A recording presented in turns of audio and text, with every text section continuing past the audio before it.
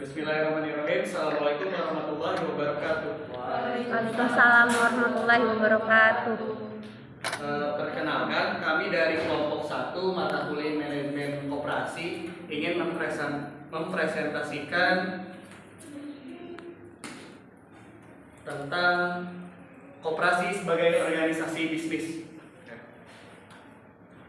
Judulnya koperasi sebagai organisasi bisnis. Kelompoknya sendiri terdiri atas 6 orang ya. Yang pertama ada Bapak Islam Aipasa yang sebelah sana. Yang kedua ada saya sendiri, Fajar Muhammad Aziz. Yang ketiga ada Muhammad Baihaqi. Untuk Muhammad Baihaqi ada keperluan keterangan hadir. Selanjutnya ada Teh Nyoman Murtini, terus Teh Rindiani dan Teh Sri Wahyuni ya.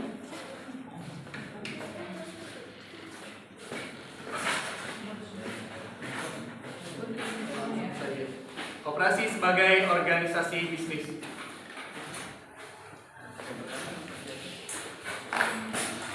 Yang pertama akan disampaikan oleh Teh Nyoman Murtini.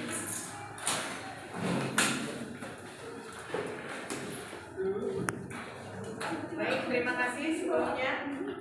Saya akan menjelaskan tentang definisi koperasi.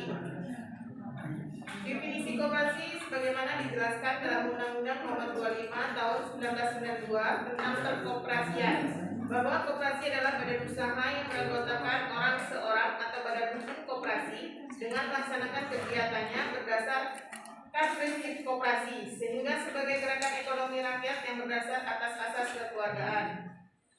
Selanjutnya definisi manajemen.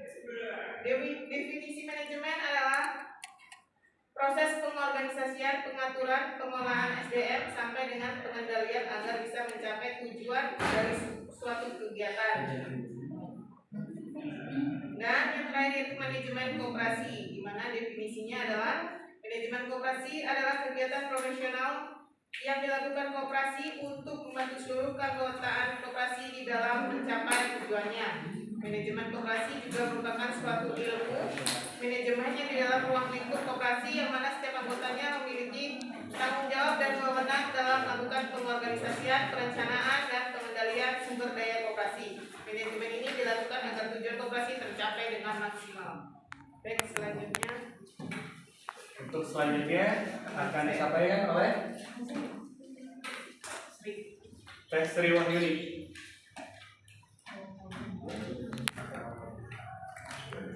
Perbedaan antara koperasi dan non-koperasi. Koperasi adalah kumpulan orang, bukan kumpulan modal. Koperasi setiap anggota memiliki jumlah suara yang sama, yaitu satu orang anggota memiliki satu suara dan tidak bisa diwakilkan. Koperasi setiap anggota memiliki bobot suara yang sama, sehingga dengan demikian keputusan diharapkan dibuat berdasarkan musyawarah tanpa perlu melakukan voting. Menurut koperasi, badan usaha koperasi yang merupakan modal kumpulan karakteristik dari perusahaan bisnis modern, di mana terdapat perbedaan antara pemilik modal atau owner dalam pelaksanaan manajer. Badan usaha non koperasi, suara ditentukan oleh besarnya jumlah kepemilikan saham atau modal. Badan usaha non koperasi, suara ditentukan oleh besarnya jumlah kepemilikan saham atau modal. Selanjutnya akan disampaikan oleh Dapak.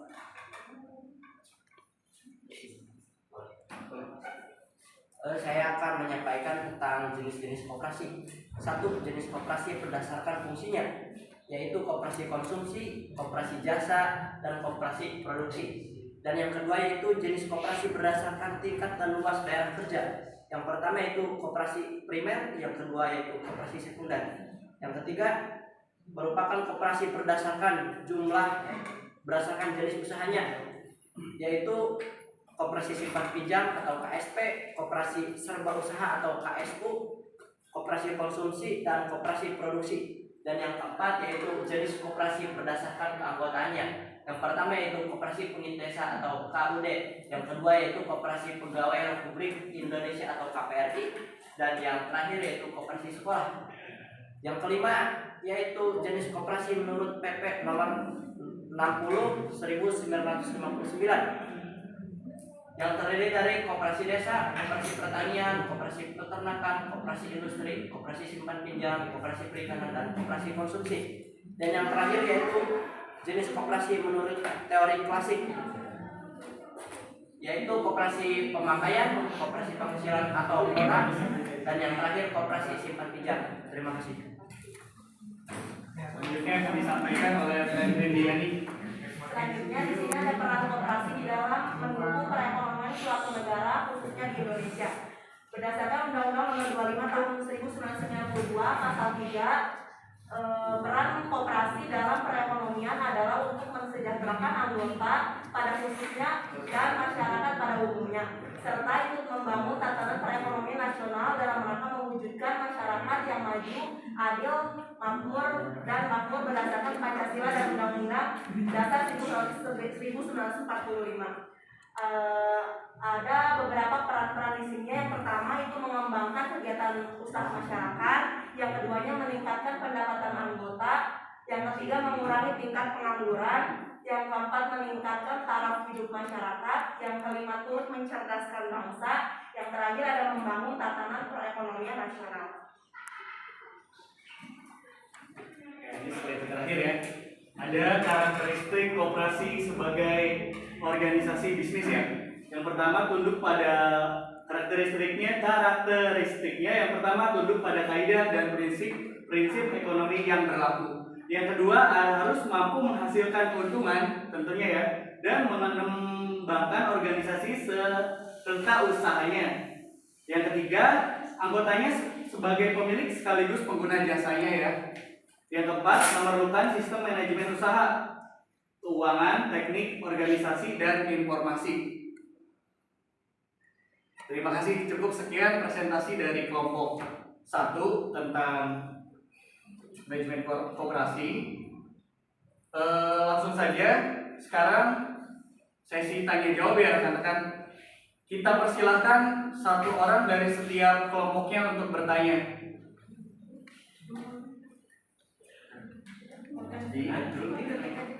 Saya Rahmanin Agusti dari kelompok 3.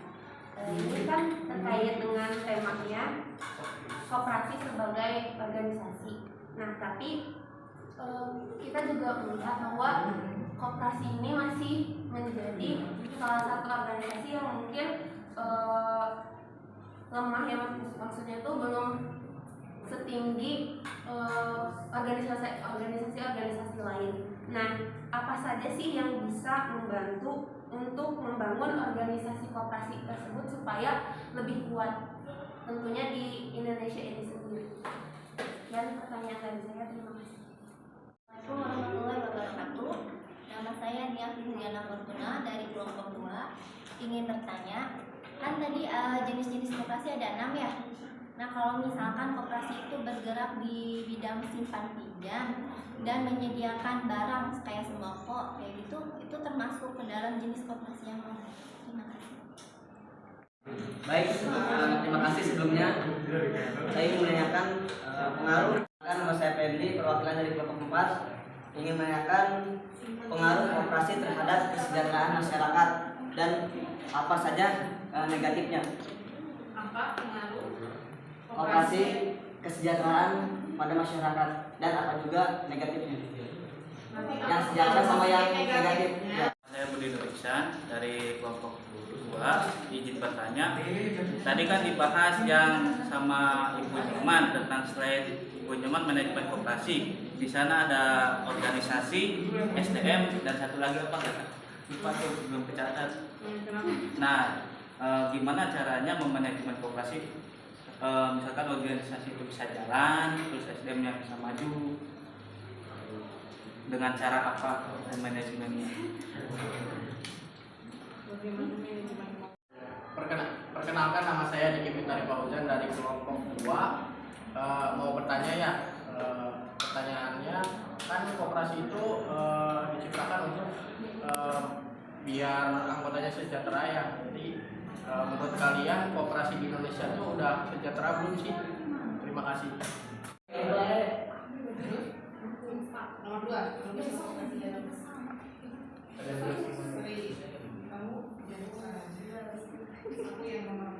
Kali langsung saja ya dijawab. Nomor 1 akan dijawab oleh rekan saya, Dapat. Dipersilakan. Untuk pertanyaannya, Apa saja yang membangun? Saya akan menjawab pertanyaan dari Saudara Rahmat, yaitu pertanyaannya apa saja yang membangun organisasi agar lebih kuat. Yang pertama yaitu benahi kondisi internal koperasi. Jika sebuah koperasi telah berdiri dalam waktu yang cukup lama tanpa ada perkembangan, maka perlu suatu pembenahan. Pembenahan ini harus diawali dari dalam koperasi sendiri, seperti internal. Jika terdapat sesuatu yang tidak sesuai, maka benahi masalah tersebut.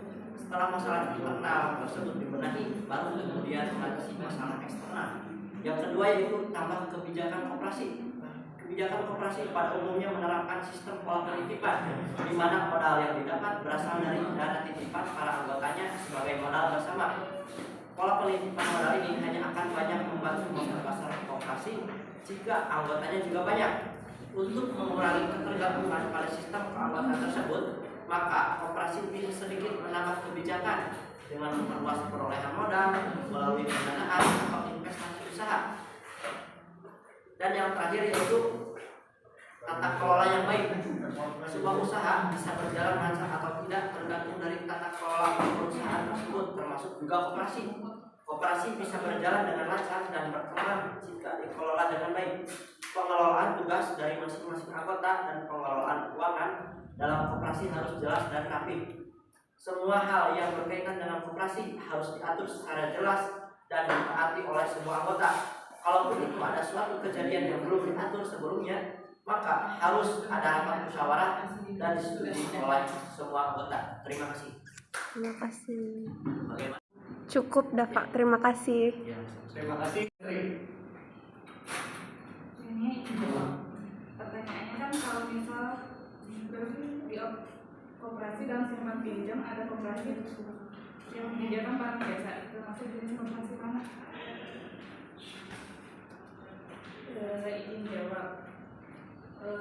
Koperasi serba usaha atau KSU itu juga menyediakan dan melayani kebutuhan sehari-hari anggota masyarakat.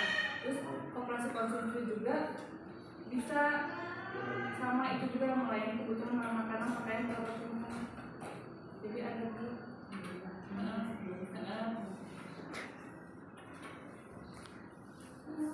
Cukup, kayaknya jawaban dari Desri. Selanjutnya pertanyaan ketiga ya, tadi teh oleh siapa? Oleh Pedli ya, akan dijawab oleh Teh Rindiani. Dipersilakan Teh untuk menjawab. Saya akan menjawab pertanyaan dari Feli ya. Di sini pertanyaannya apa pengaruh positif negatif koperasi ya, kelebihan sama kelemahan dari koperasi dalam masyarakat. Kelebihannya di sini koperasi mengutamakan kepentingan para anggotanya.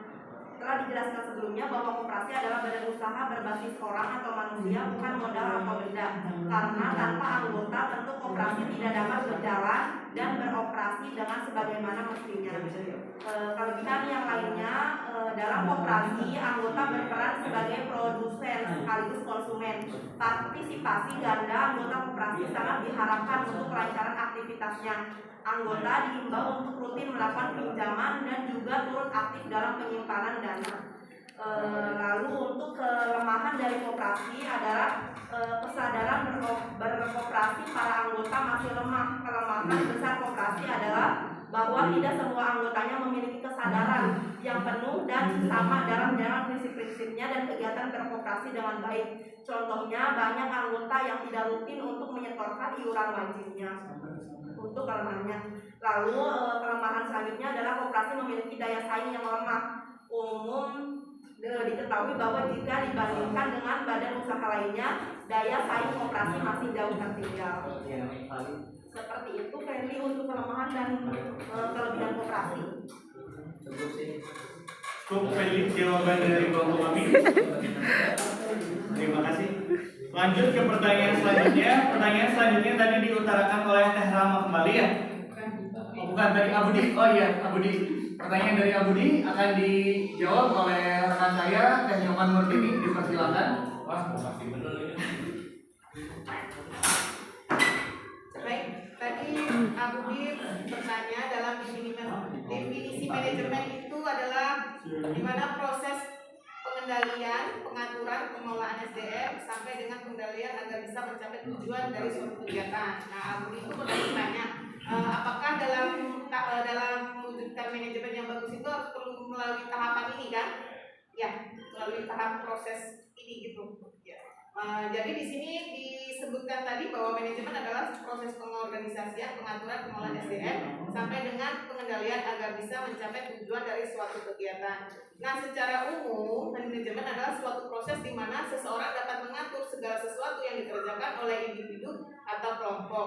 Manajemen perlu dilakukan guna mencapai tujuan agar target dari individu atau kelompok tersebut secara kooperatif menggunakan sumber daya yang tersedia. Jadi dalam contohnya seperti manajemen keuangan di perusahaan. Jadi dalam mengatur manajemen keuangan itu perlu melakukan tahap-tahapan yang mulai dari proses bagaimana kita mau mengatur manajemen keuangan itu menjadi lebih baik mulai dari pengorganisasiannya yaitu contohnya dicari organisasi atau manajemen yang lebih mempunyai skill untuk mengatur keuangan seperti accounting. Selanjutnya pengelolaan SDM-nya, pengorganisasian, pengaturan serta pengelolaan SDM. Ya maksudnya intinya dalam melakukan usaha untuk memberikan manajemen itu mencapai terbaik, kita harus melalui tahapan itu dari mulai prosesnya, dari mulai pengaturan serta pengelolaan SDM. Itu aja sih, intinya emang tidak boleh bisa dipisah-pisahkan ya, harus jadi berkaitan. Oke, bagaimana? Sudah puas? Cukup puas, Abudi, jawaban dari Teh Nyoman tentang pertanyaannya. Untuk pertanyaan selanjutnya yang tadi diutarakan oleh Adiki Miftah Puji tentang apakah koperasi di Indonesia sudah sejahtera? Ya, pertanyaannya itu intinya. Jawabannya adalah sudah. Ya, karena koperasi hingga saat ini terus berkembang ya, rekan-rekan, dan menjadi andalan masyarakat untuk memutar roda perekonomian di Indonesia. Hal ini tercermin dari data Kementerian Koperasi dan UKM Kemenkop UKM tahun 2022 yang mengalami kenaikan jika dibandingkan dengan tahun 2021. Pada tahun 2021 jumlah koperasi aktif sebanyak 12.048 unit dengan volume usaha 154 triliun dan jumlah anggota sekitar 22 juta orang ya kawan-kawan. Sedangkan pada Desember 2022 jumlah koperasi aktif sebanyak 12.007.120 unit dengan volume usaha 174 triliun dan jumlah anggotanya sekitar 25 juta. Jawaban intinya sih sejahtera, sangat sejahtera. Makin sini makin sejahtera. Dikuatkan dengan beberapa pernyataan dari Kemenkop UKM. Cukup jawaban dari saya, Adiki. Terima kasih. Mungkin nggak ada lagi pertanyaan ya? Ada tambahan dari kawan-kawan? Cukup ya.